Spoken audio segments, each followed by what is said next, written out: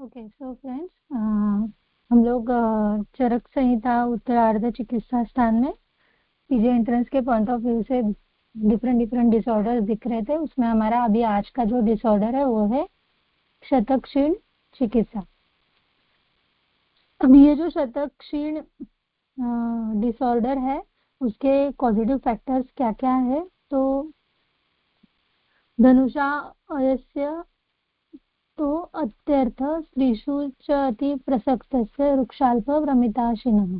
मतलब बाह्य और आगंतुक जो भी शस्त्र है उसके प्रहार की वजह से या स्त्री अति सेवन की वजह से, वृक्षान्न सेवन की वजह से, भ्रमिताशन की वजह से, जो है अन्न सेवन की वजह से ये शतक क्षीण डिसऑर्डर होता है।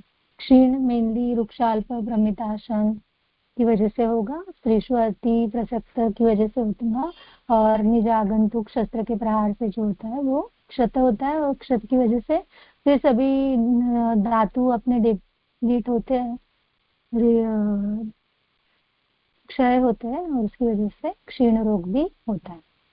ओके, तो क्या लक्षण इसमें दिखाई देते हैं, तो क्रमात् वीर्यम बल वर्ण रुचि अग्निश्च होते। मतलब इसमें क्या है कि सीक्वेंसली पहले वीर्य, फिर बल, फिर वर्ण, फिर रुचि, फिर अग्नि, इनका ह्रास होता है, ये डिप्लीट होते हैं, ये कम होते हैं। ओके, शाव सुदुर्गंध ऐसा कफ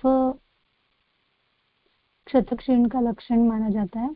विग्रति तो बहु पित्त में, ये स्त्राव को मैं भी एक्सप्लेन किया होगा, जो स्त्राव होता है आफ्टर द इंजुरी, तो पित्त में वो दुर्गंधी या शावरणी होता है, कफ में दुर्गंधी शावरणी रहेगा, पित्त में विग्रथित और बहुत सारी क्वांटिटी में रहेगा।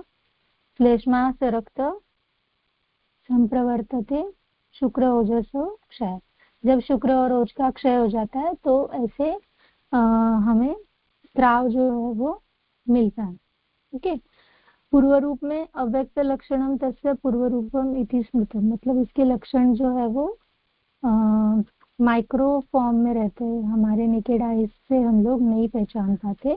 अव्यक्त लक्षण उसका पूर्व रूप कहा गया है। विशेष लक्षण में उरोरुक, शोणित, चर्बी, कास, वैशेषिक, क्षते, क्षीणे सरक्तमूत्रत्वम, पार्श्वकटिग्रह, ये लक्षण बताए गए। मतलब जब इंजुरी होती है, क्षत व्याधि होता है, तो प्रदेश में पेन, मतलब चेस्ट रीजन में पेन, शोणित चर्बी मतलब वोमिटिंग में ब्लड आता है, कफ, ये लक्षण हमें मिलते हैं। क्षीण पेशेंट में रक्त मूत्र जो है, रक्त मूत्रत्व या पार्श्व कटी प्रदेश में पेन पेशेंट को फील होता है। 1 वर्ष जुना जो रहता है वो याप्त माना जाता है। पूर्वमत्वा क्षतम लाक्षाम पयसा मधु संयुताम सद्य पिबेत अजीर्णे पिबेत जीर्णे पयसा दद्यात् सशर्करम अग्निवान्द्य लाक्षामद्या सह लाक्षा सर्पी दीप्तानलः पिबेत। अभी ट्रीटमेंट में मेनली लाक्षा और पयस मतलब दूध मध के साथ बोला गया है। ओके, सद्य एवं पिबेत जीर्ण पयसात आद्यात सशर्करम। अगर पहले का जीर्ण हो गया है तो शर्करा के साथ ले सकते हैं। अग्निमांद्य अगर है तो लाक्षा मध्य के साथ हम लोग दे सकते हैं दूध, और लाक्षा सर्पी अगर दीप्त अनिल है तो हम लोग दे सकते हैं। तो ऐसे अलग अलग जो पेय है उनका वर्णन किया हुआ है ये शतक्षीण डिसऑर्डर में, जो बल्य काम करता है। और उसके साथ ही एलादी गुटिका का भी योग बताया है, जिसमें एला, तेजपत्र, दालचीनी आधा आधा कर्ष लिया हुआ है, पीपली अर्धा पल लिया हुआ है, सीता है उसमें, मधुक है, खरजूर है, मधुरिका है, ये तीनों चारों चीजें एक एक पल है, और इनकी गुटिका बनाई जाती है, गोली बनाई जाती है, जो 1 कर्ष मात्रा में 1 गुटिका रहेगी, तो एक एक गुटिका दिन में 2 बार हमको सेवन करना है। ओके। तो ये एलादी गुटिका का जो मेजरमेंट है वो एमसीक्यू के पॉइंट ऑफ व्यू से इम्पोर्टेंट है। ओके। ये जो गुटिका है वो तर्पणी वृक्ष रक्त पित्त का नाश करने वाली काम करती है। अमृत प्राश घृत का भी वर्णन किया हुआ है। इसके साथ ही स्वदृष्टादि घृत का भी वर्णन किया है, जिसमें पृथक पर्णी स्वदृष्टा स्थिरा स्वगुप्ता मृद्विका ये मेन इंग्रेडिएंट है। उरक में मूढ़वात अगर है तो अजामेध यूज करना चाहिए।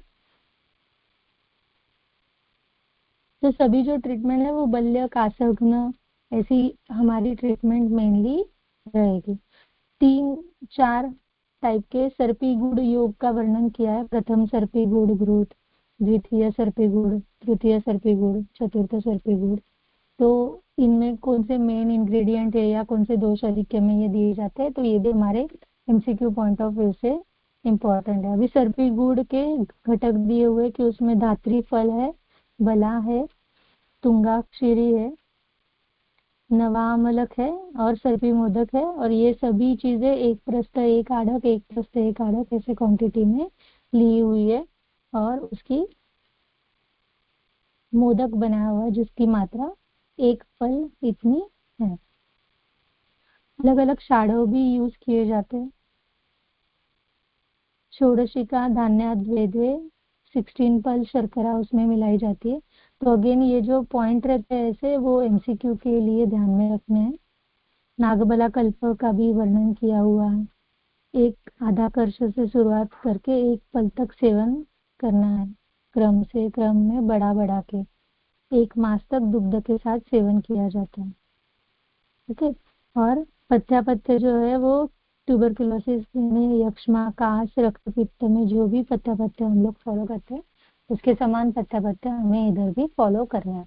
तो ये था क्षुतक्षीण डिसऑर्डर, जिसके आगंतुज और निर्ज दोनों कारण हो सकते हैं। और सभी जो ट्रीटमेंट रहती है मेनली बल्य ट्रीटमेंट हम लोग यहाँ पे यूज करते हैं। तो हमारा जो अगला डिसऑर्डर है श्वेतु चिकित्सा, वो हम लोग नेक्स्ट लेक्चर में लेंगे।